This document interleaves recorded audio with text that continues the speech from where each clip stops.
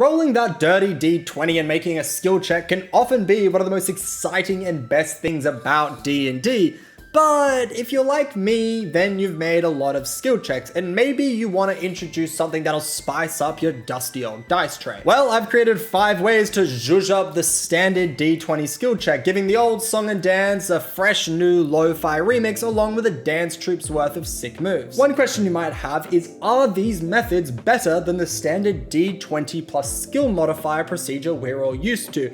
And the answer is not really. They're ridiculous, overly cumbersome, and at times needlessly complicated, but they do involve more dice, so that's something. So without any further ado, let's dive in and check out these 5 techniques you can use to spice up D&D skill checks. Number 1, player elected DC. For too long, a high DC has meant a difficult check with a similarly high roll indicating success, but we've been there, done that. With the new style, we get the player making the skill check to choose a number between 1 and 20, and then they need to roll as close to that number as possible. But there's a little bit more to it than just that. Let's say the player has picked a very safe and simple number 10. We then add the player's ability score modifier for that skill to either side of their number, and that is their success range. Say they're picking the pocket of some random NPC storekeeper that the party has just asked the DM to invent because they're a klepto rogue with a weirdly low +3 sleight of hand. Well, in this case, a successful check would be if they rolled between a 7 and a 13. The closer you roll to your chosen number, the better the success. The further away you are, the worse it goes. But if you roll the number that you guess, then bada beam, bada boom, that is your nat 20. The DM can also add a base modifier to the range to adjust for easier and harder checks. If it's a super simple check like the party wanting to pot a plant, chuck a base modifier of 5 to either side so the party's potting of their new plant mascot Plimpkin is likely going to be a rousing success. And if they're trying to deceive the pirate monarch Swords Breath the Exhaler into believing that they never intended to steal the ship that they are currently in the process of stealing, then add a negative base modifier, meaning they'll only succeed if they have a very high deception skill and or roll very accurately. Number 2, the ballad of the player and the DM. Some people have it in their heads that the players are competing against the dungeon master, that the DM is an antagonist against their personal enjoyment, which is obviously silly. It's a collaborative experience where we work together to create mutual fun and friendship. But if you do want to have your 1v1 deathmatch brawl, player versus DM, then this is the method for you. The player and the DM engage in what the kids call a roll-off. Each player rolls a d20 and whoever gets the highest number wins. Do this 3 times and you get a nice range for success. 3 wins, no losses is cause for celebration. 2 wins, 1 loss gets you over the edge.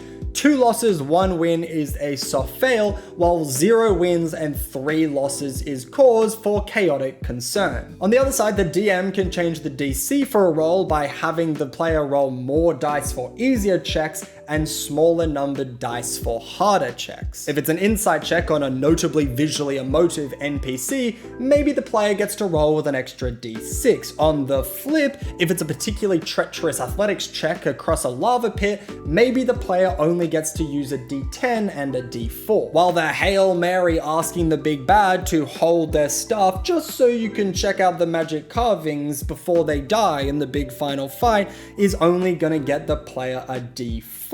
There's still a chance they'll win, but it's not likely. Number 3, the in-group conundrum. So this one is sort of a wombo combo of the last 2, but now the other players get to be involved. The player attempting a skill check gets to choose another player to roll against, and it's their job to guess who's gonna get the higher number.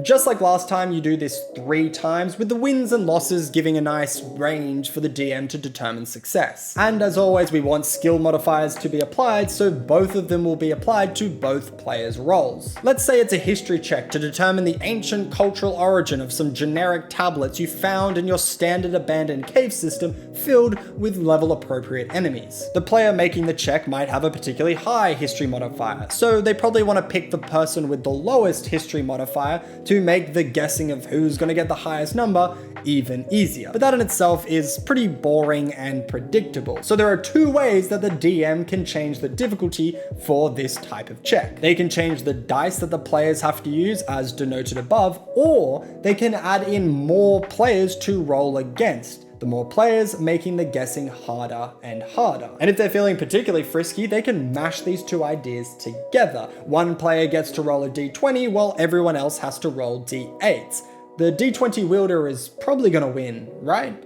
Maybe, but who knows? Number 4, the party against a linear sequence. We've had one player versus the DM, we've had the players against each other, but now it's time for the players to work together against the DM. With this technique, we have the DM select an amount of players and a collection of dice. They might pick 3 players and a d6, a d12, and a d20. The players firstly choose which members of the party are involved and which members get which dice. It's then their job to guess the order of the subsequent rolls from lowest to highest, as in which player/dice will get the lowest roll, which will get the middle roll, and what will get the highest roll. As always, ability score modifiers are added to the rolls, which will change who's involved and who gets which dice. The DM can change the difficulty in one of 2 ways: add more players or change the dice.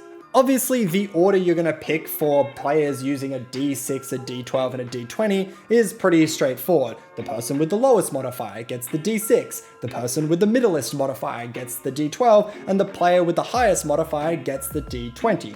Easy as. However, the order you choose for 3d6 or 2d4s, a d10, and a d12 might be a lot harder to guess. Of course, the more dice you guess correctly in the right position, the better the skill check goes. Number 5, it's times to get quizzical. Let's finish off the list with some pure madness, throwing into the mix more math, more choices, more dice, and something most D&D players have never even heard of: multiplication.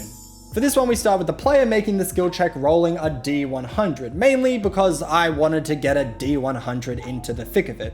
Anyway, the number that they roll is the DC. They then roll a d20, and this is their ability score. The player rolls a d100 and gets a 67, so their DC is 67. Then they roll a d20 and get a 14. Their ability score is 14. The player then chooses if they want to get lower or higher than their DC, in this case 67. It is then up to the DM to choose the dice the player will roll as their multiplication number. In this case, the player chooses lower, so they need to roll a 4 or less to be under that DC of 67. The DM is able to change the difficulty of this check by changing the dice which they give to the player. If they give the player a d6, then they have a 4 in 6 or 66% chance to succeed. And if they give them a d12, they have a 4 in 12 chance or a 33% chance to succeed. As always though, we do want the player's skill modifier to be involved. So their skill modifier gets multiplied by the multiplication number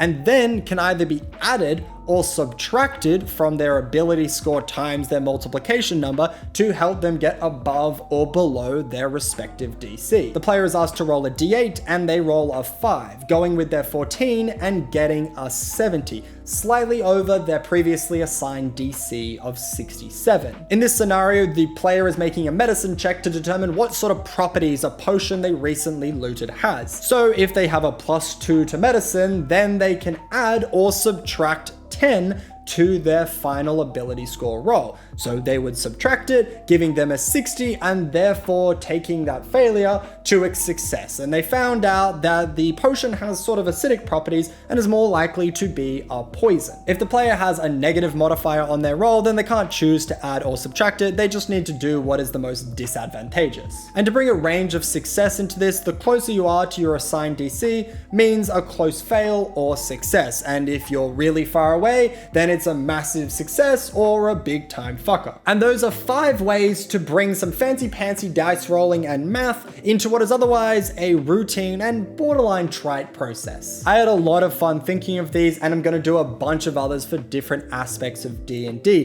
The next one I'll be doing is bringing some extra sauce to combat encounters. If you enjoyed the video, then subscribe to the channel, as there's going to be a whole contingent of hot content coming soon, including a series where I make an entire sandbox campaign. Something I will be doing on Twitch at DnD Sandbox, so if you want to help me build that sandbox campaign, then follow me there and we can build it together. And as always, I will see you in the next one. Bye!